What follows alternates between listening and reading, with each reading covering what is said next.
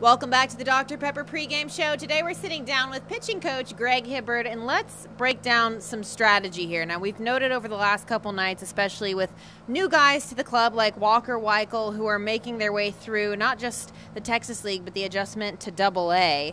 What have you been looking at? I mean, there's just a whole variety of new faces in this clubhouse. Well, I mean, the game changes daily, and the teams come in, we face different guys, and the attacking of how we attack the teams can change from time to time because hitters change. But the one thing that doesn't change is what they're working on and what's important with each pitcher individually, and sticking with their process. For instance, last night with Jonathan Hernandez, I mean, when I watch the game, I'm not watching how many walks does he have or how many counts does he fall behind, or what I'm watching for is mound presence. Is he commanding his fastball down in the zone? For instance, he walked the leadoff guy last night, and in some people's mind, they'd say, was he not ready to pitch? And what I saw was a guy that had quality misses and didn't let it frustrate him. He didn't show any emotion, came back and put up a 0. So there's a lot of things inside the game that happens that I may see that the average fan may not be looking for. So when we talk about what their plan is on a daily basis, for instance, with Mendez tonight, I want to see him put the ball on the ground at least 10 to 15 times. And within that, I asked him, how are you going to do that? So he knows he's got to use his two-seamer. He knows he's got to keep his breaking ball down in the zone. So, and the ability to execute his changeup is going to allow him to potentially put the ball on the ground 10 to 15 times. Now, whether that happens or not, that's not necessarily winning, losing games as much as that's the goal for the night.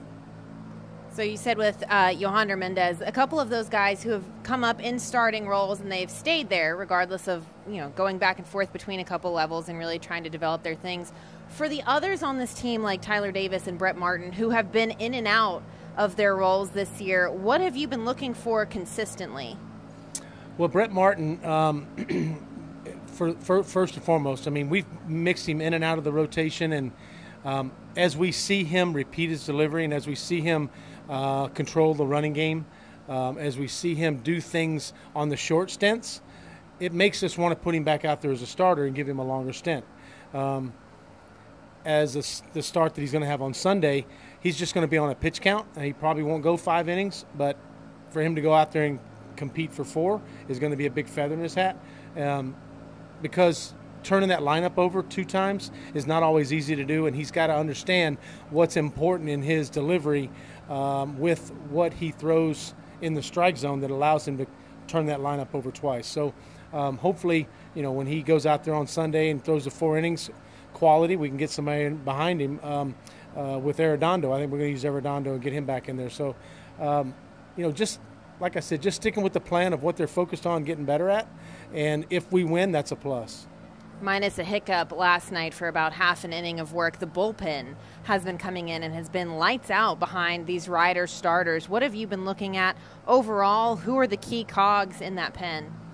Trusting their stuff. The relievers that come in the other night, with I think it was Huang and who finished the game the other night. Anyway, the 2 guys that come out of the pen, I mean, they attacked the zone, they worked ahead, they trusted their stuff, they threw strikes, they allowed the hitters to make outs, and that's what you just want to see. When last night with Tyler Davis, he came in, trusted his stuff, he left a couple pitches up in the zone, and he paid for it. So on any given night when that happens, he could have had a 1-2-3 inning because the ball could have been hit on the ground versus in the gap. So just execution's biggest when he come into a game. And I know a guy like Cole Wiper, we worked on some things in the bullpen today that we noticed in the game the other day, yanking his fastball, unable to command it repeatedly. We worked on some things with his lower half to try to keep his delivery a little more sound when he goes back out next time. So we'll be looking for that and just on fastball command overall. It doesn't mean he's going to get people out, but I want to see better fastball command. On the flip side, with Northwest Arkansas coming in today, Scott Blewett up on the mound for them. What are you seeing from his starter, and how are you expecting this Frisco club to respond? Well, the starters that we've ran into a couple good ones in the last couple days. I know their numbers don't show it as far as what they've done, but on the flip side, you know, early in the season, these starters might have had some tough starts at the beginning, and they're finally getting into the end of the year where they're solidifying some of their stuff and they're gaining some confidence. And as you get deeper into the season and starters end up staying here for the long period of the season, you start seeing near the end they get better. You know, we had a good run there where we were swinging the bats good, had a good approach at the plate. And as we faced some teams over and over, they're starting to understand how to attack some of our guys, and we're just unable to make the adjustments right now.